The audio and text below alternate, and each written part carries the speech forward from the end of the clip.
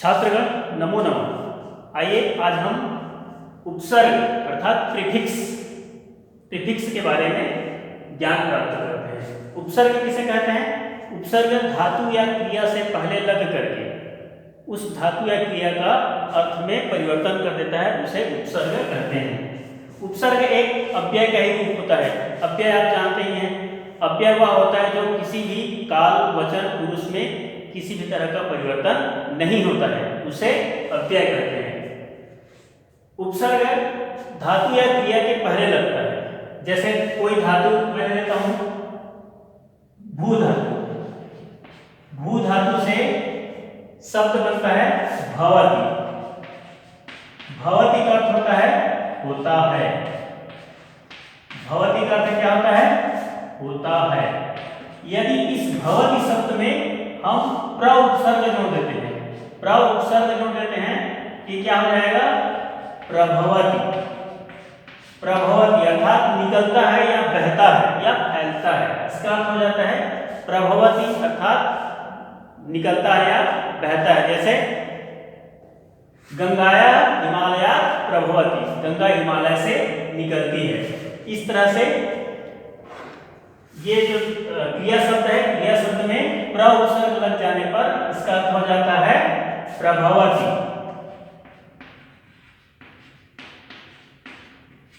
इस तरह से ये हो जाता है प्रभवति, तो ये भवति के अर्थ में परिवर्तन हो जाता है। संस्कृत में एक श्लोक है,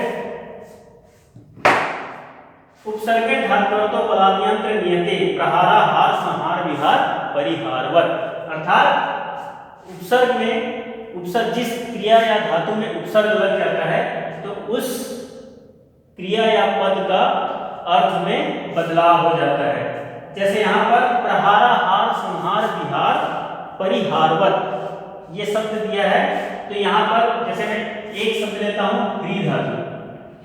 ह्री धातु एक धातु है ह्री, इसका अर्थ होता है हरना अर्थात लूटना या चुराना, चोरी करना। ह्री का अर्थ होता है हरना या चुराना। यदि हम इसमें प्र उपसर्ग जोड़ देते हैं, प्र उपसर्ग जोड़ देते हैं तो ह्री का क्या होता है? हार।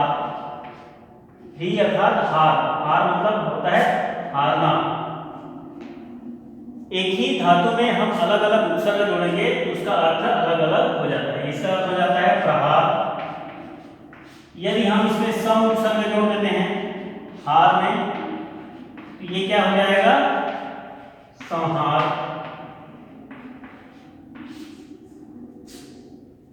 वी उपसर्ग जोड़ देने पर वी में हार में वी उपसर्ग जोड़ देते हैं तो क्या हो जाएगा? विहार। अर्थात एक ही क्रिया शब्द में, एक ही क्रिया पद में, ये हार क्रिया पद में हम अलग अलग उपसर्ग जोड़ देते हैं तो उसका अर्थ क्या हो जाता है? अलग हो जाता है। यदि कोई भी क्रिया पद में हम उपसर्ग जोड़ेंगे तो उसका अर्थ बदल जाता है, और एक ही क्रिया शब्द में अलग अलग उपसर्ग भी जोड़ देते हैं। उपसर्गों की संख्या कितनी आप लोगों को पता होगा? संस्कृत में उपसर्ग 22 होता है, 22। उपसर्ग अव्यय का ही एक भेद होता है। उपसर्ग धातुओं से पहले लगकर उनके अर्थ को बदल देते हैं। इनसे अनेक नए शब्दों की रचना भी होती है। अर्थात एक ही धातु में उपसर्ग लगने पर उसके अनेक अर्थ हो जाते हैं। जैसे यहाँ पर मूल धातु ह्री, ह्री मूल धातु लिखे थे, उसमें क्या है? उसका अर्थ होता है हरना या चुराना अर्थात लूटना। उसमें प्र उपसर्ग लगने पर प्रहार, आ से आहार, सम से संहार, वी से विहार तथा परि से परिहार शब्दों की रचना हो गई है, जो बिल्कुल अलग अलग अर्थ प्रदान करते हैं। इन उपसर्गों की संख्या व्याकरण के अनुसार 22 है। मैं यहाँ पर 22 उपसर्ग लिख रहा हूं, उसे आप लोग भी नोट कर लीजिए। उपसर्गों की संख्या 22 है, 22 उपसर्ग। मैं यहाँ पर नंबर वाइज लिख दे रहा हूं और एक एक शब्द भी बना दे रहा हूं। उपसर्ग के साथ एक एक शब्द भी लिखिए। जैसे प्र, प्र उपसर्ग है, इसमें यदि हम भवति शब्द जोड़ देते हैं, भवति पद में जोड़ देते हैं तो क्या हो जाएगा? प्रभव।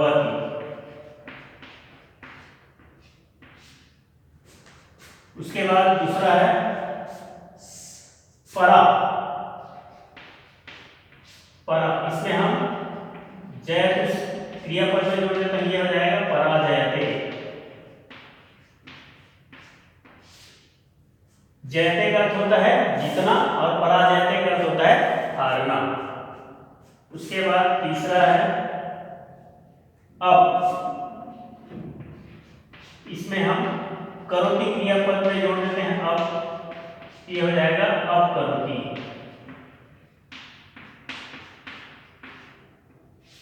अब करोति, करोति का अर्थ होता है करता है, और अब करोति का अर्थ होता है निंदा करता है या बुराई करता है।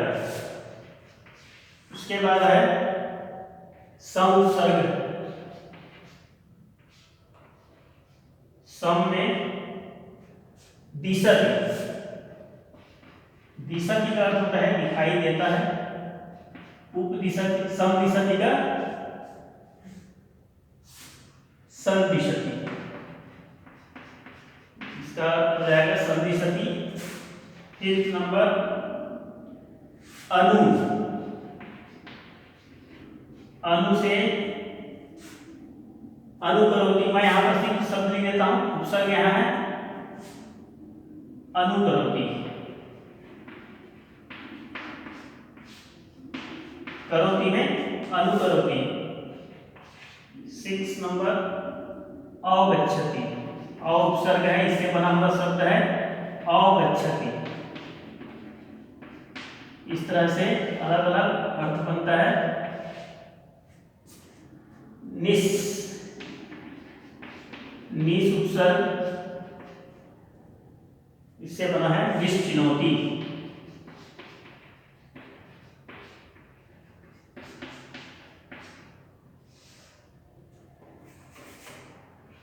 एट नंबर निर्गच्छति, निर, इससे बनता है निर्गच्छति।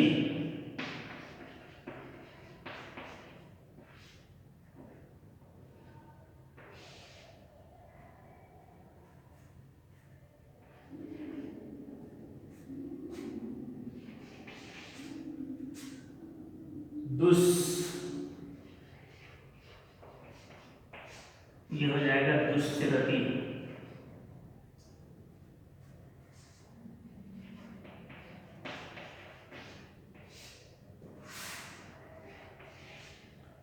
टेन नंबर दुर्लभति,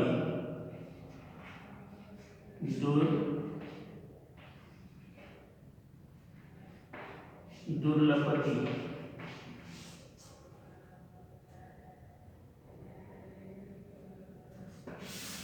उसके बाद 11 नंबर वी, विकसति, वी उपसर्ग, इससे बना हुआ शब्द है विकसति।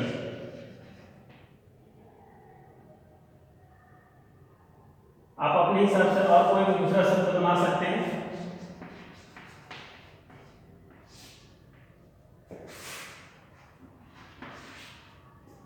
ट्वेल्थ नंबर है आ उपसर्ग, इसमें जुड़ गया है आनयति, नया विसर्ग, ये हो जाएगा आनयति।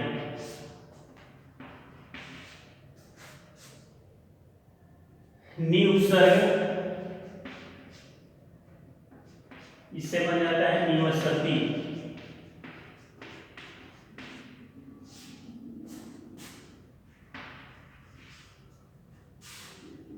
अधि, अधि उपसर्ग है, इससे बन जाता है अधिकरोति।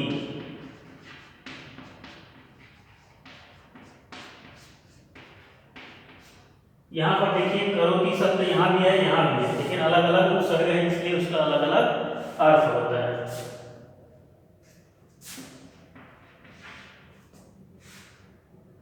अपि, इससे बन जाता है अपि गिरति।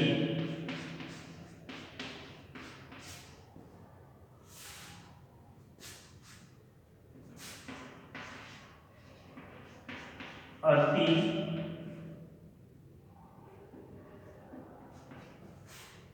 अति से अतिक्रामति। अतिक्रामती।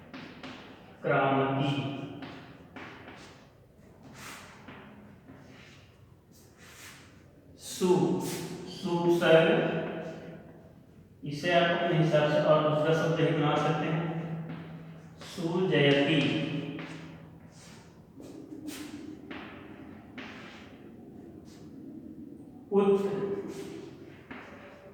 उपसर्ग में उत्तिष्ठति।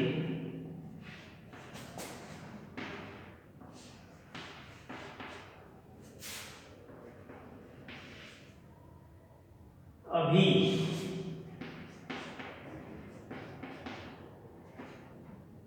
यह हो जाएगा अभिधावती।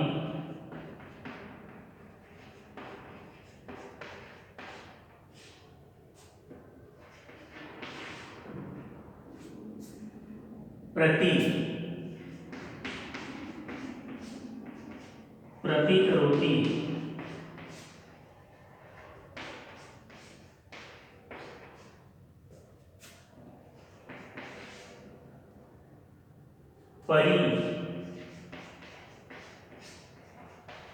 परिवर्तते।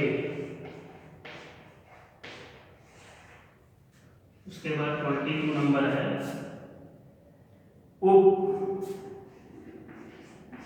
इससे बनने वाला शब्द है उपदिशति। इस तरह से कुल 22 उपसर्ग है। इसमें उपसर्गों की संख्या दिया हुआ है, प्रउपसर्ग, परा, उप, सम, अनु, औ, निस, नीर, दुस, दुर, वि, आ, नी, अधि, अपि, अति, सु, उत, अभि, प्रति, परि, उप। इस तरह से 22 उपसर्ग है।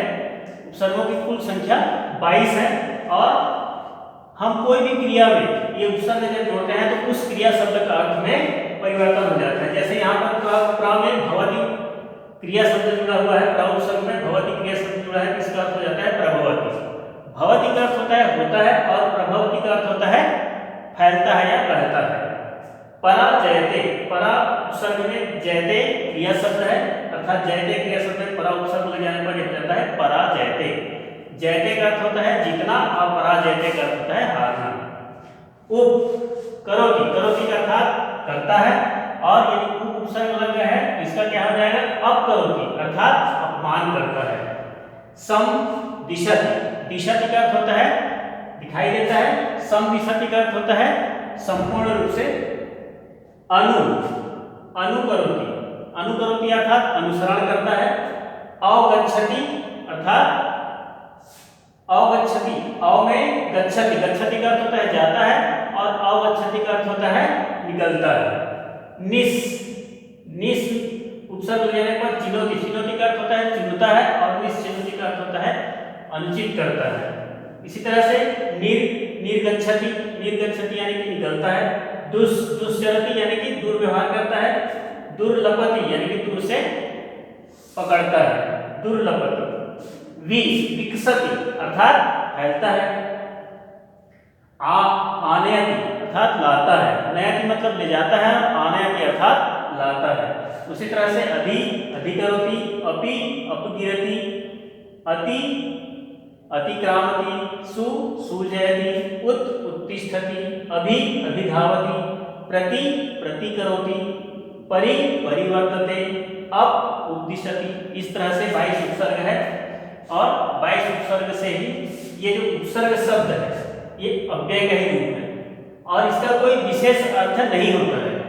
ये उपसर्ग शब्द का कोई विशेष अर्थ नहीं होता है। यदि ये किसी धातु या क्रिया में लग जाता है तब इसका अर्थ समझ में आता है और इसका अर्थ उस क्रिया शब्द से अलग हो जाता है। जैसे यहाँ पर भवति, भवति में उपसर्ग जुड़े हैं प्र, तो इसका अर्थ हो जाता है प्रभवति, अर्थात अर्थ में परिवर्तन हो जाता है, अर्थ में बदलाव हो जाता है। धन्यवाद।